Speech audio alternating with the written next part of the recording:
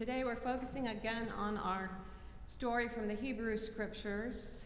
Last week our story focused on the power of community as a group of women work together to save the life of an infant. Today I think we see the power of embracing our identity even when we believe that we are flawed or unworthy or unprepared for whatever the future will hold. So we're back with Moses. Last week we left him as a child being raised by an Egyptian family in the Pharaoh's household, a child of Jewish parents, but now being raised by the daughter of the Pharaoh, no less, who had scooped this child out of the river. And then in the next sentence, he's an adult. And he's an adult with a serious identity issue. Not an exact quote, but that's the gist of where this story is going. Because it just tells us he went out to his people and he saw their forced labor. And even though he grew up in a royal household, adopted son of a princess, it seems that he knew he was Hebrew. So we might wonder, was he always treated as less than his Egyptian brothers? Or was he sheltered from all this prejudice and pain in the world? And maybe he felt like the story of Gautama Buddha, who was shocked when he stepped out of the palace and he first saw the suffering of his people. And I think that was the case because he does seem shocked and he acts impulsively. We're told that when he saw an Egyptian beating a Hebrew, he looked around to make sure no one was watching, and he killed the man and he buried him in the sand. Most likely, the person that he saved was so surprised he couldn't wait to tell everyone what happened because the story was out. And then we're told the next day when he's trying to break up a fight, the perpetrator looks at him and says, "So what, are you going to kill me too?" Oh. So sure enough, the Pharaoh got word of it, and the only way he would keep peace in his land would be for Moses to pay with his life. And so Moses did the noble thing, and he ran. Maybe not so mobile and so noble, but here we find someone who is a very conflicted young man. He's idealistic, he's impulsive, and he comes to the defense of the underdog, but he doesn't have the maturity to know what to do.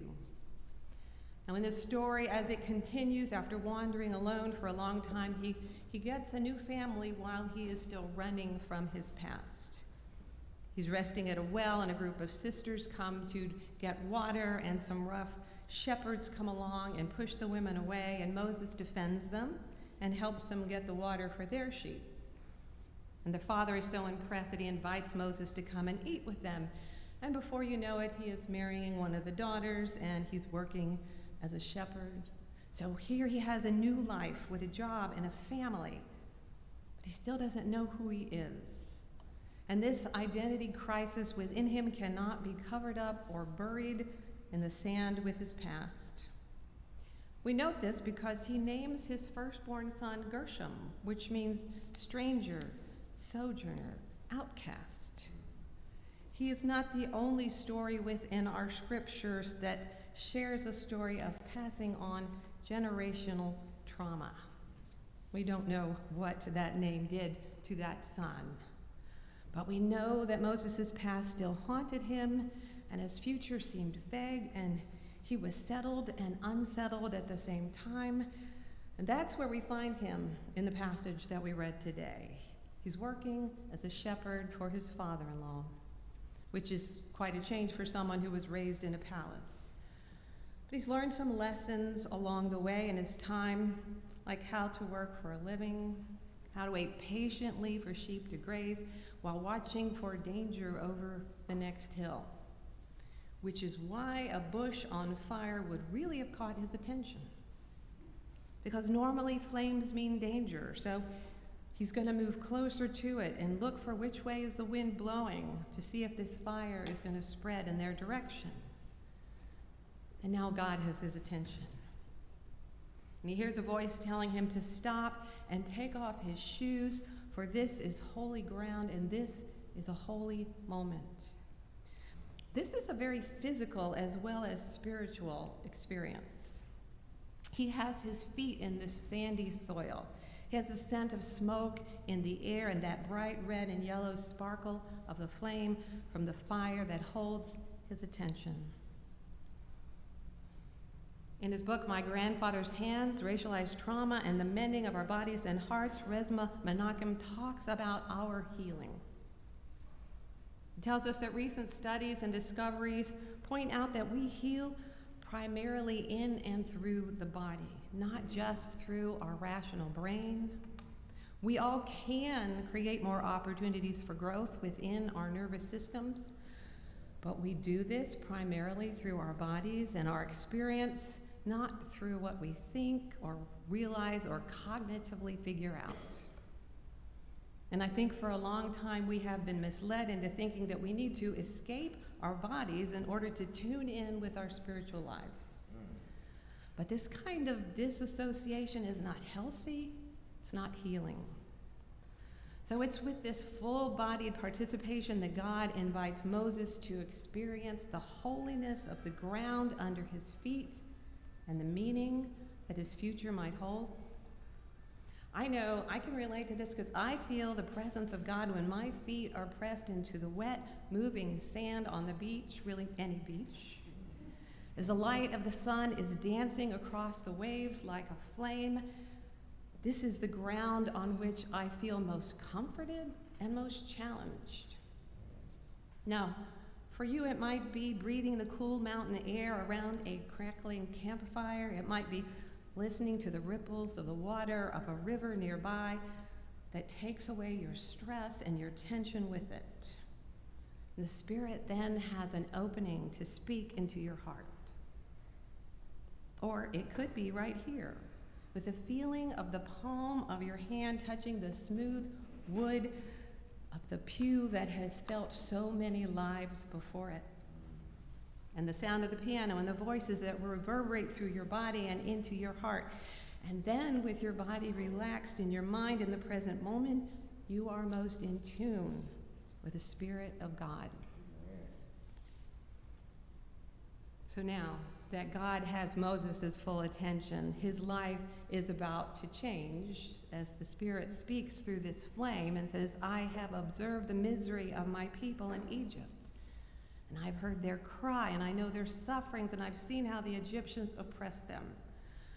So come, and I will send you to the Pharaoh to bring my people, the Israelites, out of Egypt. And Moses, like most unintentional leaders, is quick to back out of this offer. His first objection reveals his still confused identity. Who am I that I should go to the Pharaoh and bring the Israelites out of Egypt? He questions himself. He questions God's choice. After all, he was born Hebrew, but he was raised Egyptian, and now he's in the family of a priest of Midian. He's not exactly an authority on the God of Israel. Surely there's someone who knows, their theology better. But the voice again tells him to go to the elders of Israel and tell them that the God of their ancestors has appeared and promises to bring them out of the misery of Egypt. Moses is still not convinced and says, but what if they don't listen to me or believe me? What if they say, the Lord did not appear to you? You are seeing things. You are hearing voices. You are delusional. And he knows that people want proofs, at least some tricks, some miracles, and he's never done that before.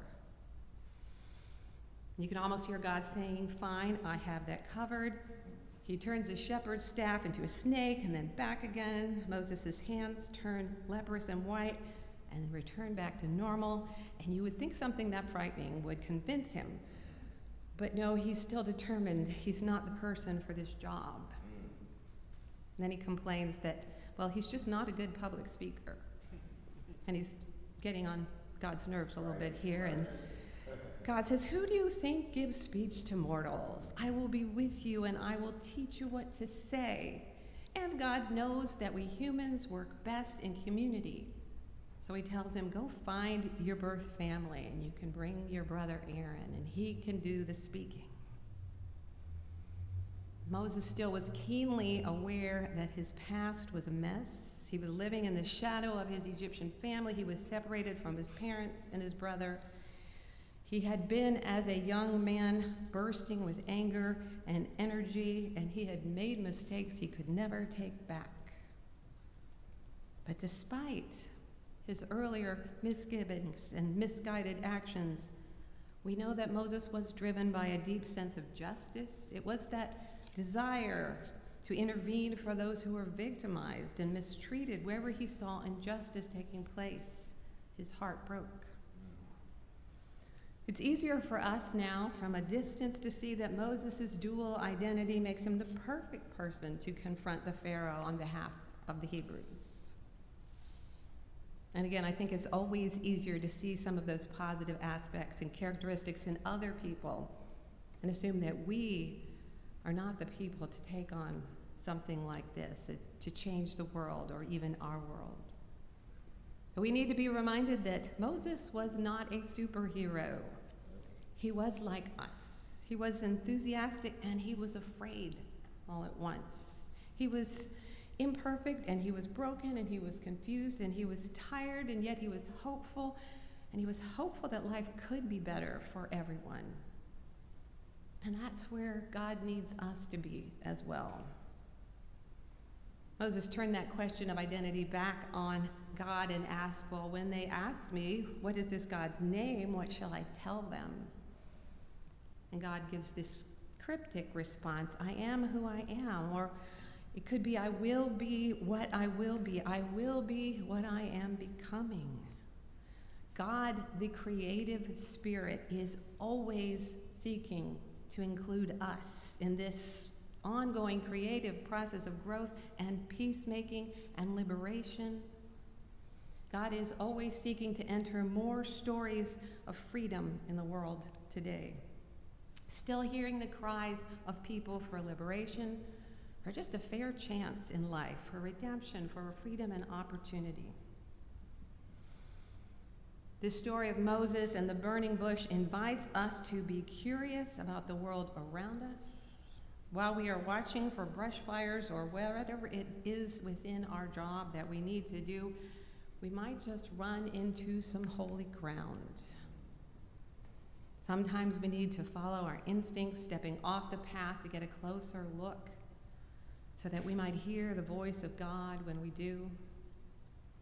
There's a picture here on the altar that is one of my favorite things that I have brought back from the Philippines, because it was created by an artist in a tribal group in the mountains of Luzon. And it reminds me that every place on earth is holy ground. Amen. When someone is listening for the Spirit to move in the world. Sometimes we are called to look a little more closely and to listen a little more intently and to hear the cry of people that we might not normally hear. Then when we do, we begin to do what God does, to bring about some freedom. So where might God be calling you? Where is your path taking you now, in this point in your life? Doesn't have to be spectacular. Might not seem even particularly holy, but it is, or it will be, when you let God's Spirit lead you there. You might not ever encounter a voice in a blazing shrubbery.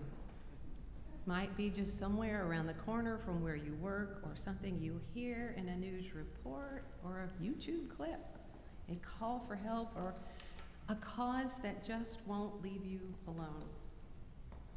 But you will know in that moment that you are on holy ground and that you are the person that God needs to help change at least one little part of the world. So when we do this, when we tune in our hearts to the Spirit that is calling us, we also know that all will be well with our soul. Amen. So let's sing.